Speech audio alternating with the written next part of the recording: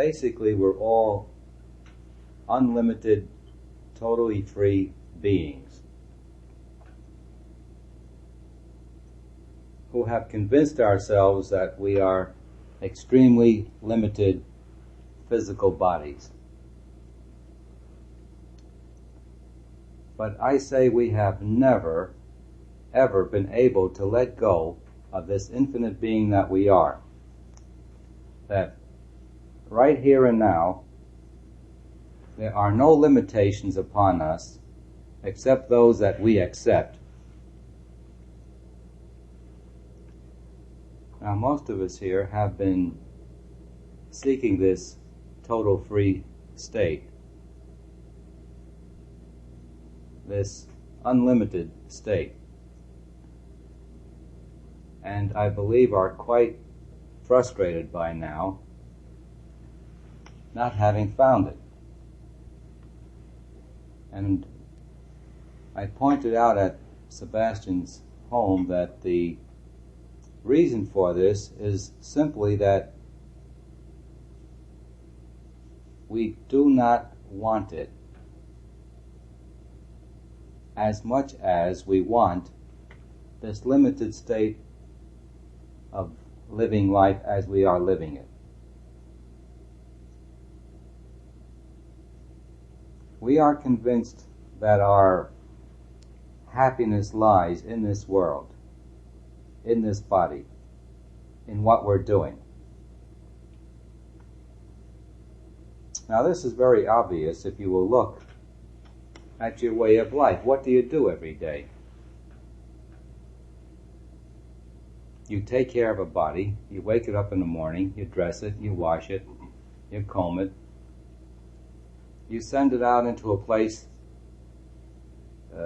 where it will produce a certain thing called money, so that you can get other things for the body to keep it alive and to send it off on vacations and so forth. That sounds good.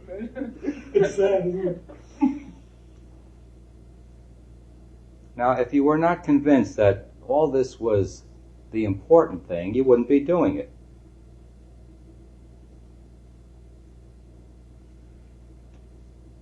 I'm trying to point up to you. I'm trying to mirror back to you what you're doing. You're almost all the time saying, I am a body. I cannot survive unless I breathe oxygen, unless I put material called food into the body, ferment it, decay it there, unless I produce garbage, I cannot have any energy. And this goes on and on and on and on. Then you meet with me or people like me and you say, I want to be free. I want that unlimited state of beingness. I want to have anything I want for the mere thought of it. You say that, but what do you do the next moment? You go right to that body and keep it going the way you have been keeping it going, year in, year out, lifetime in, lifetime out. Now, until you confront this, you're not going to stop identifying with this very limited, frail thing called a body.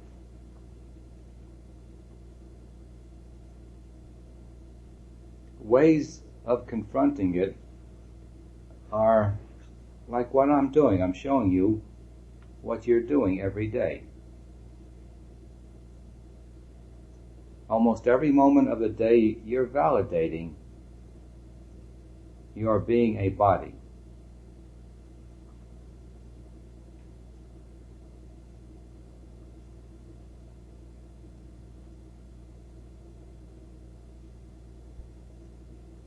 How much of the 24 hours a day do you just sit and be what you really are? Which is simply your beingness only. It's not being a body. It's not being a mind. It's just being. And if you would for 1 minute stop being a body-mind, for that minute you would see that you have no limits whatsoever, that you are totally free, that your beingness is the most grandiose, the grandest, the most glorious thing there is. If you were to do that for 1 minute only, you would never ever let go until you established that for all time. If you were to do it for a few seconds, again, you would never let go until you establish that permanently. What you do is you get a very fleeting glance of it, a glimpse of it. You practically, glance might be the right word. You look at it almost sideways for fear you'll see it too well. And you sense that it most likely is the way you hear that it is. And then you say, I want it, I want it, I want it. And you look for it. But for a small percentage of the time of the day, the greatest amount of time you spend is identifying with the body, with being a very limited body-mind.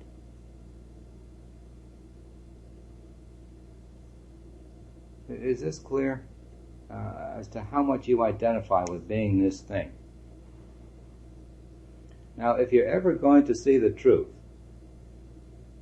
you must stop identifying with the body.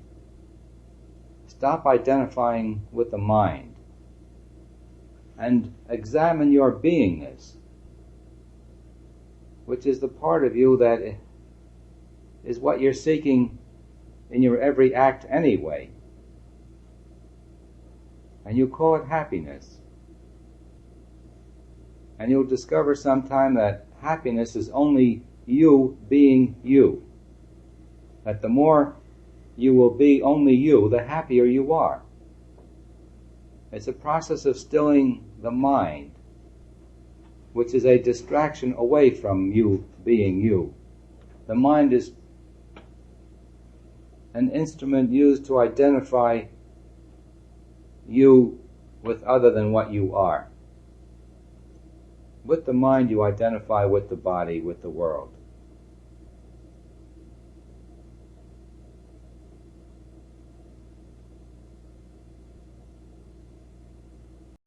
You've got to let go of this constancy, the continuity of identification with a body-world relationship.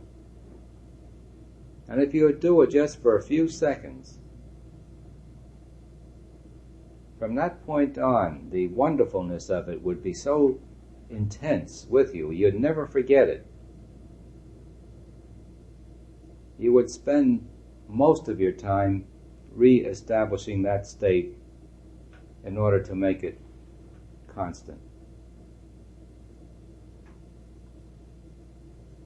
So to sum up what I said, the reason why you don't recognize you as being limitless is because every moment you're identifying with this limited vehicle called the body.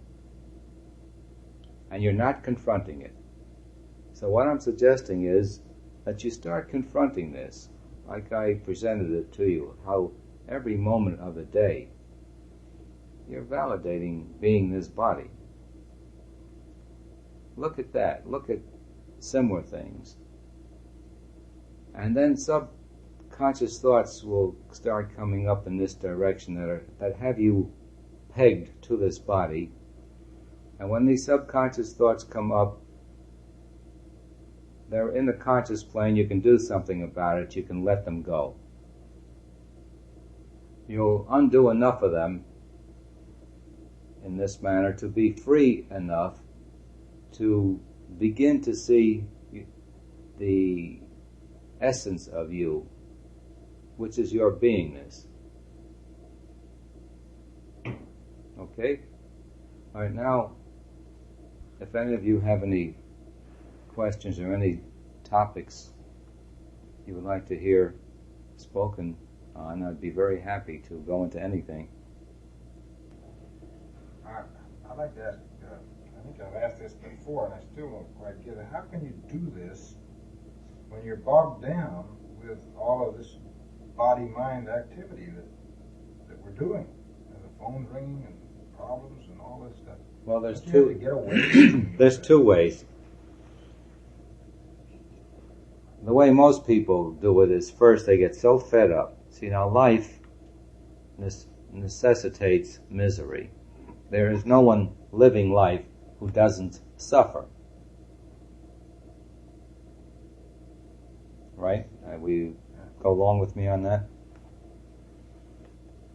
The more we try to get our satisfaction from life itself, livingness,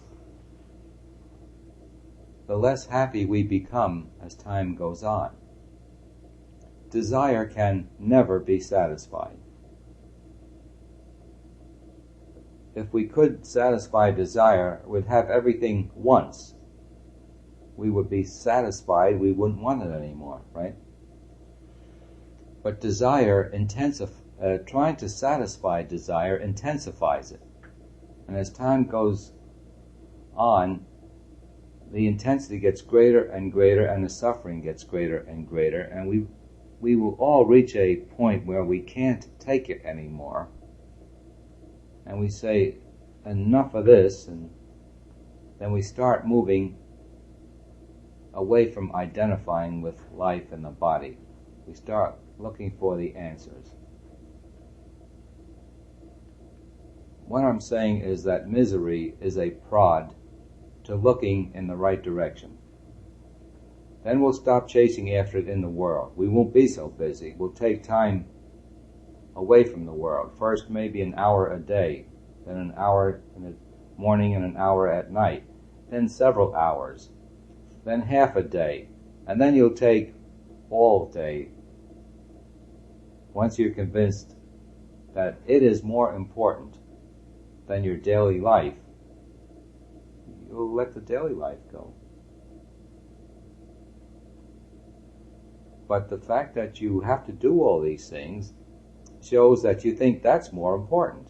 It's more important being a body and being active in the world than it is to take time out to discover your real self.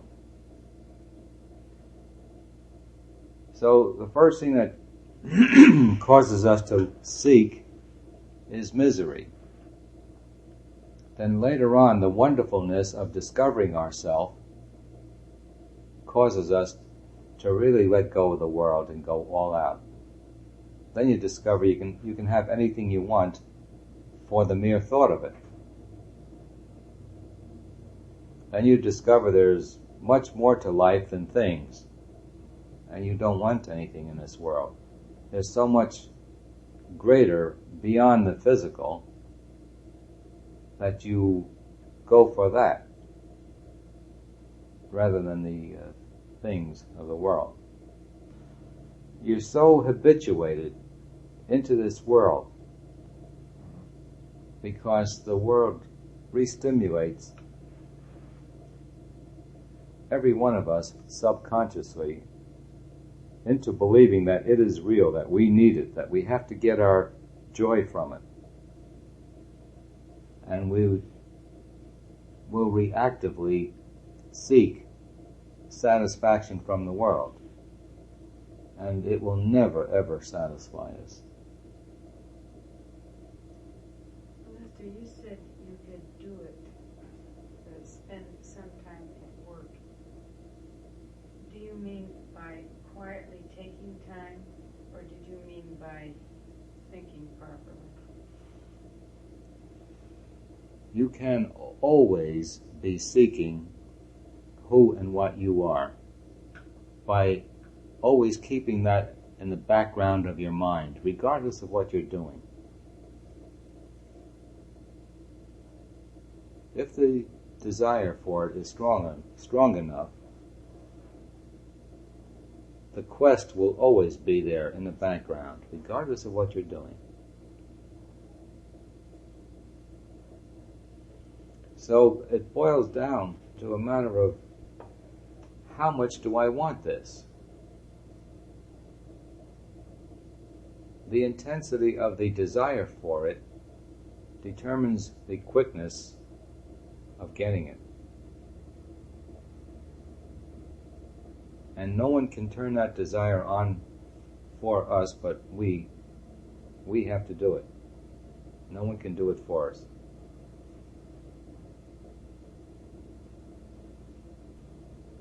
You know, Lester, I think the reason why a lot of people don't do it also is because they're scared of the final plunge. Remember when we spoke about that bathing pool, or swimming pool in the ocean? It suddenly occurred to me also, part of the dream that I just now remembered was that I was scared to go to the ocean. I thought to myself, I better stay in the pool. You know, in other words, to go to the safety of my thing, rather than take the total plunge into the unknown. Yeah, people are afraid they're going to lose the body if they discover the truth. Is that what it is? You're afraid of the body, losing the body? Yeah. So that's really proves that we are bodies, really. You're afraid you'll lose your identity with the body. Oh, God. How do you get out of that? Well, I tell you, you don't lose it. All the masters say so. I know. All those who have done it say so. They have shown you their bodies. You've met masters. They didn't disappear. They had the body. Oh, boy. Don't we tend to be afraid of the unknown? Yes. But it's not unknown. No, but it is to us until No, we it's reach not. that. No, it is. No, everything's Right, but until we realize this. Yeah. The absolute truth of you is the I that you are. When you say I with nothing added to it, that's the absolute truth of you. If you would look at that fully, you'd see what it is. But every moment you look away from it. You say, I, the infinite being, am a limited body. And you're saying this every moment. A limited body with troubles. This trouble, that trouble, it goes on and on and on. It's like a plague.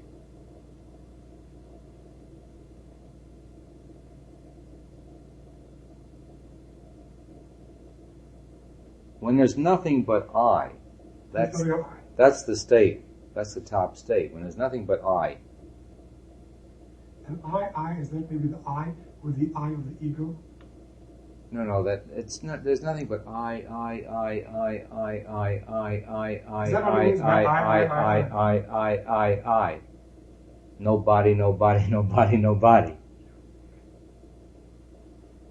So the I, when there's nothing but the I state, that is the top state. Okay, I understand. Like Vivekananda said, in the end you discover that there never was anything but I, all alone. One.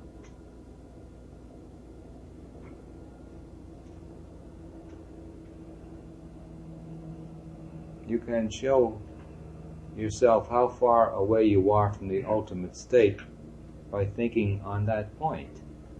Lester, when you reach the stage where you recognize that it is I all alone, does that mean others' I's all alone do not exist, or only that you are not aware of others all alone? No, you see every body as your body. You'll see this body as much your body as you'll see that body being your body. Every body becomes your body. Then every animal, every bit of life is you. Then every atom in this universe is you. This is just the way you see it. As you now see it separate, you suddenly look at it and you say, wow,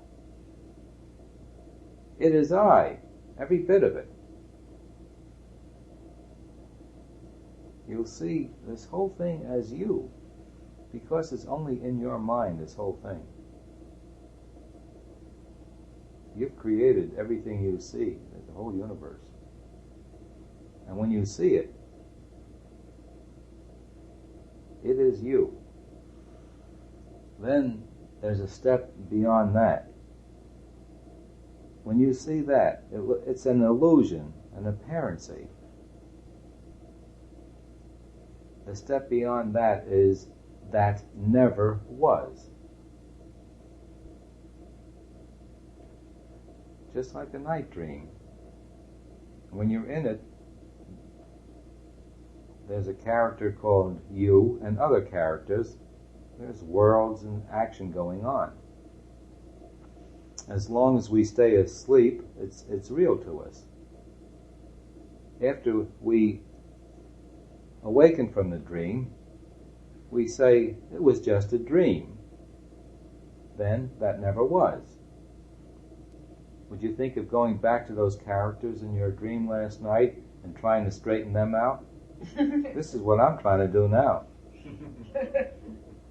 This is the way I see it.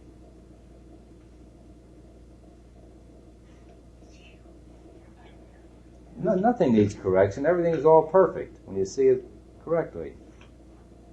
But I am in a dream now, trying to straighten out those characters who think they need straightening out, and they don't. You are you. You can't change that. But you can't pretend not to be what you are. This whole thing is a pretense.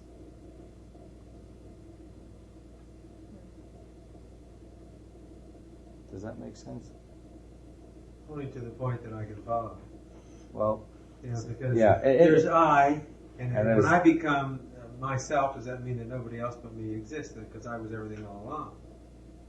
The final thing you'll see is there never was anything but I all alone. And I chopped me up into an unlimited number of characters. Why? I imagined that they were. Why? There is no answer to that, really. And what I should say to you is, go there and see. Why did you create those characters in your dream last night? Set up relationships, and if it was a nightmare, almost get killed. Why did you have that last night in your dream? Well, not because I chose to. Based on thought. Who did it? It was your dream. Did I make you dream your dream? It was your dream. But why did you do that? There really is no answer to it. You know, there's something interesting thing though. Now, if you examine the word why, it's a very interesting and very enlightening word. The word why says this. And you ask me why. You ask me to explain what I know in terms of what you know. Right? And that's impossible. To explain this higher knowledge in terms of lower understanding. This higher knowledge, we have to move up to it. It can never come down to us. We move up to it and we see it. And then we know and we know we know. So the question why is really a meaningless question and can't be really answered. In the dream illusion, in the apparency, yes, you can answer why. But in the field that we're in, it's a meaningless word. It's saying, explain to me in terms that I can understand what this higher understanding is that you're talking about. And it's impossible. So the only thing you can do is go there, see it for yourself, and then you'll know. But this world is nothing but a dream. It's exactly as real as our night dreams are real. After we awaken from this dream, as long as we stay asleep in it, as we are, it seems real.